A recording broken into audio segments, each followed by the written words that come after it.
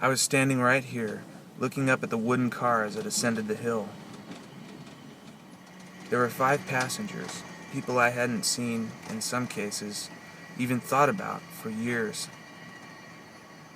In this dream, they were all different ages. One was barely out of high school. Another was accompanied by a 5-year-old son.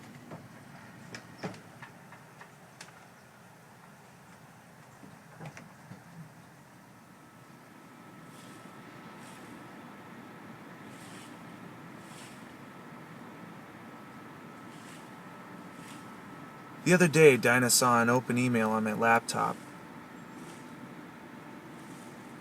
An invitation to my 10th class reunion featuring those 5 faces. She asked me who they were.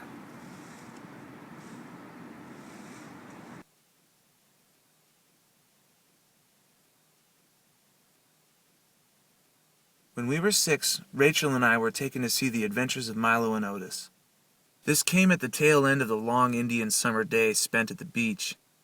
During one intense scene, I reached over to steal some of Rachel's popcorn, and she bit my hand.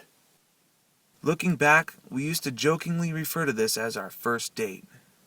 If so, it was also our last. Maybe I was always a little bit in love with Rachel Jacobs, but then who wasn't? She had one of those mysterious yet unmistakable auras drawing everyone towards her. She resented this attention immensely, and I think one of the reasons we got along was because I learned to respect her space. She even let me tag along to her job at a nearby farm, watching and sometimes helping as she cleaned the stable, fed the horses, and rode them around in the field. In 7th grade, she mentioned moving out west to live with her father, a former horse trainer turned ranch hand. I was haunted by bad dreams in which she had vanished into thin air, like the children in an after-school special. Did you just fall down? Yes, man. Yes, man. There's not much 4th graders won't talk about. If something's on their mind, it gets spoken. It's a testament to Jules' natural sense of authority that when he arrived, no one brought up his leg brace. No one spoke of his 9-month absence. And no one even thought about the daredevil stunt that had gone wrong, which had wounded him and killed his little brother. Jules was not his real name. Sometime around 6th grade, everyone began using his nickname instead of calling him David Isaac. I'm pretty sure it was actually from his favorite movie, Pulp Fiction, which Jules used to quote all the time with a wink or a grin. "I'm trying, Ringo. I'm trying real hard." Jules was the funniest, serious person I have ever known. Why am I doing it? I still don't know yet. Ready? Oh, that's what it was. The beer. Only twice did I witness Jules' mask drop. Once in CCD, when the teacher brought up Cain and Abel, and then again on 9/11. In the midst of hysterical babbling, I noticed he was sitting frozen in his seat, arms gripping the desk, staring straight ahead, and exhaling slowly like he knew exactly what needed to be done. That made one of us.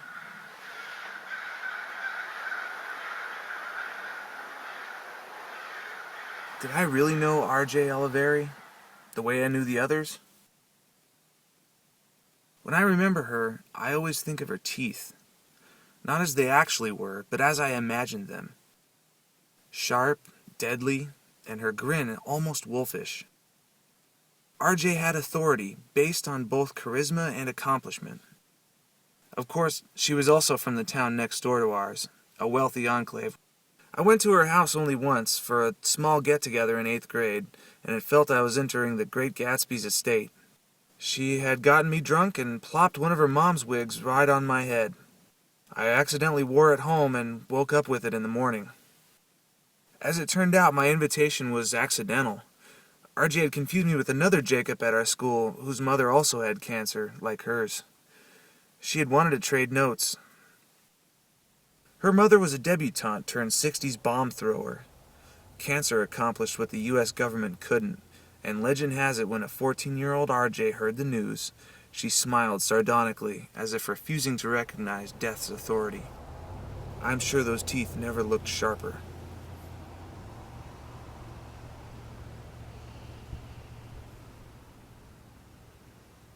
I have to admit I didn't like Jared Essaw, and with good reason too, at least initially. He used to bully me incessantly when we were kids, and it began when I went to his house one day after school. I was playing his Game Boy and I paused it to open the door for Jared's mom. She complimented me and glared at Jared. He stormed towards me, snatched the Game Boy out of my hands and hurled it at the wall, destroying his own device in the process. That was the essence of Jared. No matter how aggressive he was always primarily hurting himself. He wrote an unexpected biographical sketch in freshman English that I've never forgotten. My favorite memory is when I was excited about something. My big sister used to take me to a carousel downtown whenever Mom and Dad fought. There was a ring you could grab when you passed by, a lot of the silver ones and one brass ring. I always wanted to catch it, but there was only one per ride.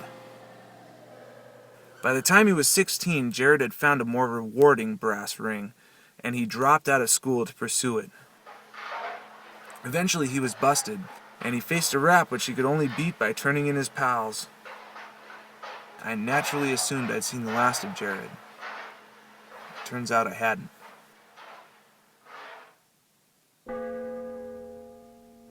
Leah Rodriguez always used to make fun of me. I should have taken the hint, but back then I was pretty dense. It only clicked when I took her best friend to prom and ended up making out with Leah instead. She kept giggling and laughing at me. I thought it was because she was high, but eventually she told me the real reason. I was a terrible kisser. On this occasion, it didn't stop what was already in motion. The things I liked about Leah were the very things that kept our relationship off and on instead of truly serious. Leah passed every test, so I concocted new ones. Finally, my arrogance pissed her off more than my unreliability, and she dumped me days before the senior prom. We had a tense reconciliation the last week of school, allowing me to graduate with something like a free conscience. Already by high school graduation, we'd been heading in different directions. She half-heartedly to a community college, and me off on a full scholarship to tackle the big city. I assumed, condescendingly of course, that Leah would drop out, marry some guy, and have kids early, and not necessarily in that order. And I was right. It was myself I was dead wrong about.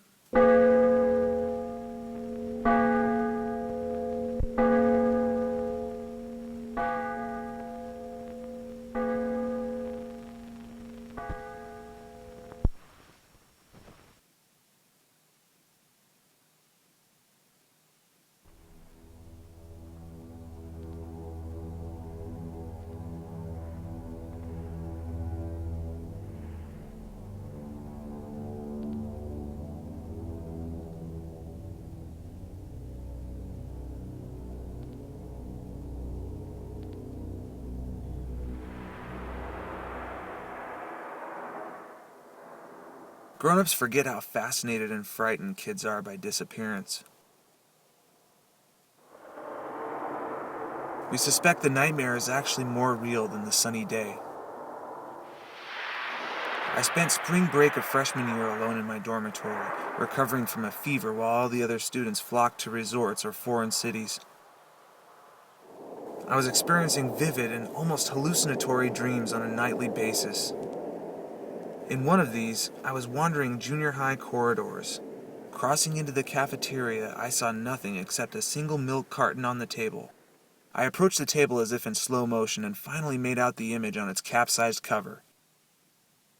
Rachel's black and white school portrait.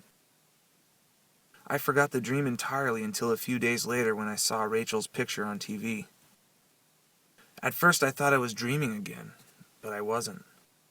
Her disappearance was national news, even on the cusp of war.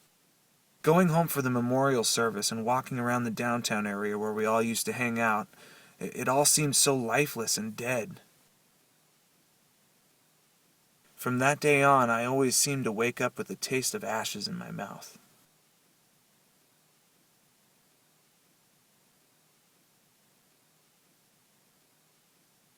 Rachel Jacobs was taken outside a Key West resort and murdered on March 17, 2003. Her body was found 3 weeks later. She was 19.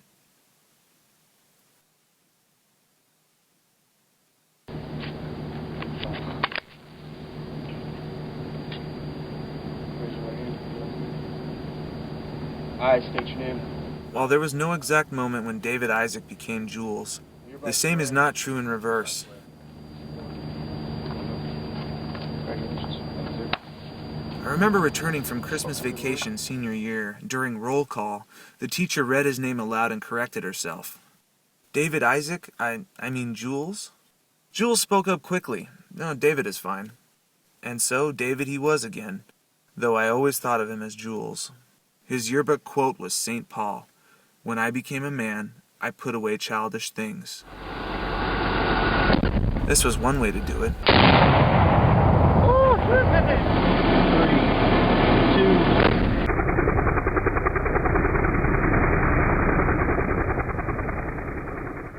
A few months after I finally dropped out of school and returned home with my tail between my legs, I ran into Jules at a bar. He was on leave just days after Fallujah, and superficially, he seemed the same. Yet I noticed that when he thought no one was looking, he would return to that frozen, intense look I'd seen in the classroom. No one saw him leave. At one point, his seat was just empty, a few dollar bills and some change on the counter. I remember thinking that St. Paul was wrong. The childish things are what keep us alive, even after they've become dead weight. Re-enlisting. We might be being overran at the moment, Captain Nelson, but it's all right. CO, before Captain Wolf His hand is sturdy. was, he had a screensaver. How do you focus in this thing? Close. It was a few days after his re-enlistment that Jules' tank rounded a corner to discover a trigger man punching numbers on his phone with a panicked expression.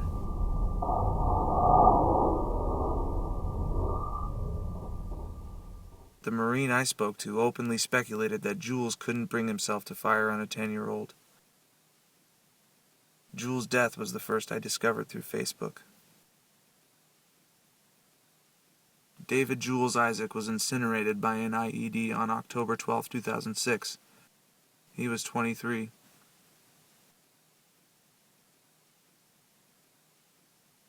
When I last saw RJ, I was leaving the hospital and she was heading in. I was there for a birth. She most certainly was not. RJ had moved to Philly right after Princeton, a year before we did. I was a struggling door-to-door salesman. However, she was engaged to a young millionaire and hired fresh out of school to run a city project.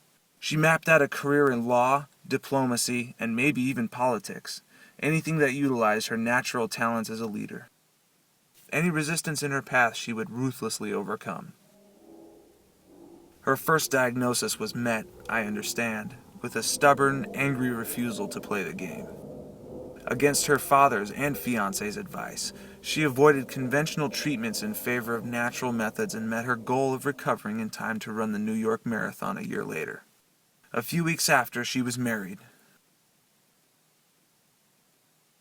This photo was the last she ever allowed to be taken. She did not want to be seen at her weakest. She and her new husband were waiting to share her pregnancy until after her honeymoon. But in fact, she had received other medical news as well, and this time RJ assented to the advice of her loved ones. And so I saw her, 10 months of radiation and chemo later. The nurse rolled her wheelchair past me with a polite nod, and I didn't even have the guts to return the gesture. Her funeral was the last event I attended with my wife. Rebecca Jade Olivieri succumbed to malignant melanoma after a 2-year struggle on August 10, 2008. She was 24.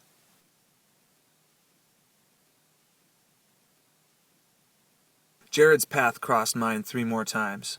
While waiting tables in Boston, I found him rooting through the trash outside. I brought leftovers from the kitchen, which he received gratefully without recognizing me, to my relief. 2 years later, jobless and divorced in Melrose, still a dry town back then, I was trying to turn my life around. A friend took me to a meeting where, to our mutual surprise, Jared and I ran into one another. Chatting over coffee, after our chance encounter, Jared filled me in. After his mother's death, he'd dropped into a bottomless pit of drugs and despair, bouncing between rehab, halfway homes, and mental health clinics. Having since then found sobriety and religion, Jared kept circling back to the images of Noah and the flood. At one point, he said something I'll never forget. When I'm sober, I feel like I'm drowning in a stormy sea. Lit, the waves toss me around, but I've still got my head above water. It's hell, but it's just a better feeling. Walking back to the car afterwards, my other friend remained silent and then finally pronounced, I give him another 6 months. On New Year's Eve, I spent 4 hours on the T thanks to a jumper at Downtown Crossing. And I cracked the same dark jokes as everyone else, until I caught the dead man's name. Jared Essaw was crushed beneath the last Red Line train on the morning of January 1st, 2010. He was 25.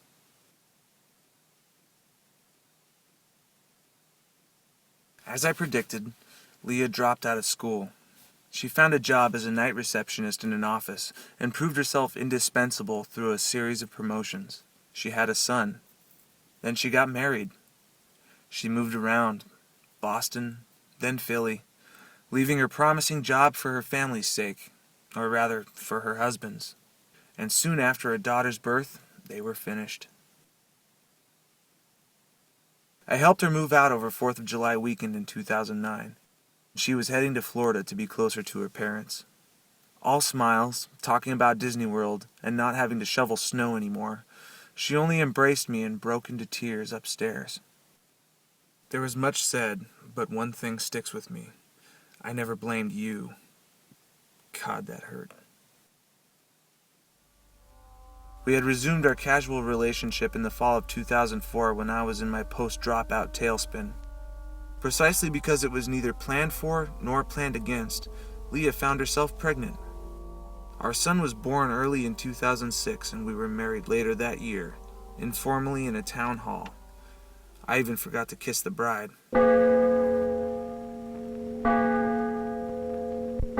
Looking back over those years, I'm most astonished by the many relocations and how each was supposed to give us a fresh start. Disorientingly moving back home, my old room like a museum exhibit, then that shabby apartment with Leah, our first tentative step into adulthood.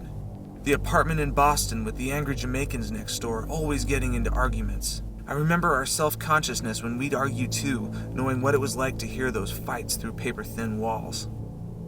Finally, that cozy split level in Philly, where we lived when our daughter was born, and for the first time felt like a real family living in our embryo of a home.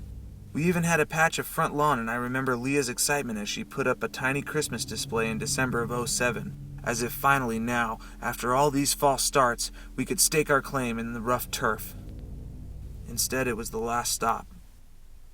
Except that imaginary home in Florida I kept envisioning. The little trailer a few miles from Leah's parents' condo, where the kids would come home sometimes after school.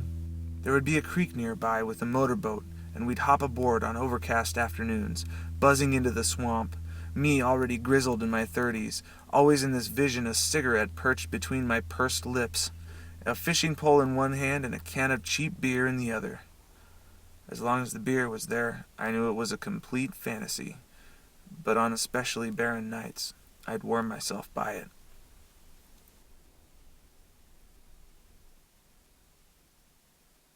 Leah Jordan's car flipped on the highway on June 27, 2011. She was killed instantly, and Joseph died 3 days later in the hospital. She was 27. He was 5.5. Only 2-year-old Dinah survived, and it was for her sake, or so I told myself, that I medicated so heavily through the funeral. Despite the flood of memories, that day remains a thankful blur. I brought Dinah back to California, where I had moved the previous year, producing wedding videos and living in a quiet home in the valley. She started preschool this year, and she's already a bright student, full of curiosity. We were running late the other day when she saw those photos and began peppering me with questions. Who were these people? How did they die? What were they like? Did they all know Mommy? I didn't know how to answer her.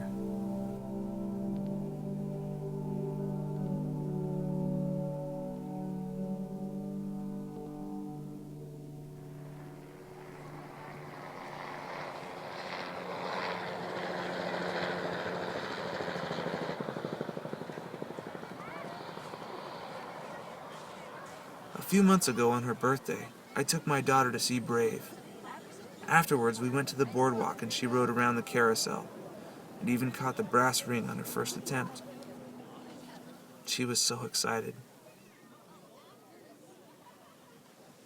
I smiled and let her think that it mattered.